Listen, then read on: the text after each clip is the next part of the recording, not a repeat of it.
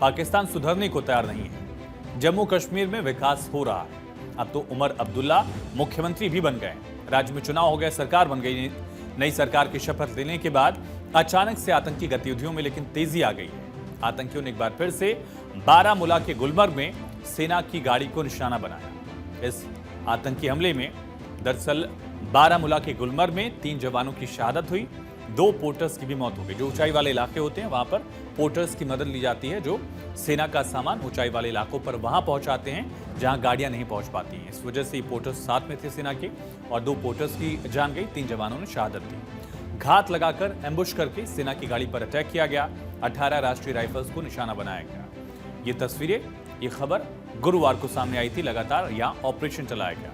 उमर अब्दुल्ला ने 16 अक्टूबर को मुख्यमंत्री पद की शपथ ली थी और पिछले 9 दिनों में 1-2 नहीं बल्कि कुल 4 बड़ी आतंकी घटनाएं हुई हैं। 18 अक्टूबर को 16 को शपथ ली, 18 को पहला मामला आया, शोपियां में आतंकी हमला हुआ, बिहार के मजदूर की हत्या कर दी गई। 20 अक्टूबर को गांदरबल में मजदूरों के शिविर पर फायरिंग हुई, जहां एक टनल प्रोजेक्ट था उससे टारगेट किया गया। 6 प्रवासी मजदूर, एक स्थानीय डॉक्टर की जान चली गई। 24 अक्टूबर को गुलमर्ग में आतंकी हमला हुआ, 3 जवानों की शहादत हुई, 2 पोर्टर की मौत हो गई।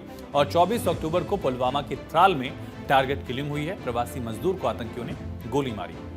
तो आए दिन टेरर अटैक पर जम्मू कश्मीर के पूर्व मुख्यमंत्री, नेशनल कॉन्फ्रेंस के अध्यक्ष फारूक अब्दुल्ला ने पाकिस्तान को निशाने पर लिया है। फारूक अब्दुल्ला ने पूछा, पाकिस्तान ऐसा क्यों कर रहा है, क्या चाहता है पाकिस्तान? मैंने ये आज 30 साल से देख रहा हूं, और बेगुनाह मारे जाते हैं,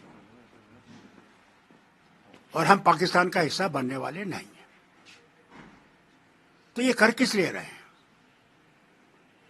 हमारे मुस्तकबिल को खराब करने के लिए, बर्बाद करने के लिए, हमारी गरीबी को और गरीब बनाने के लिए।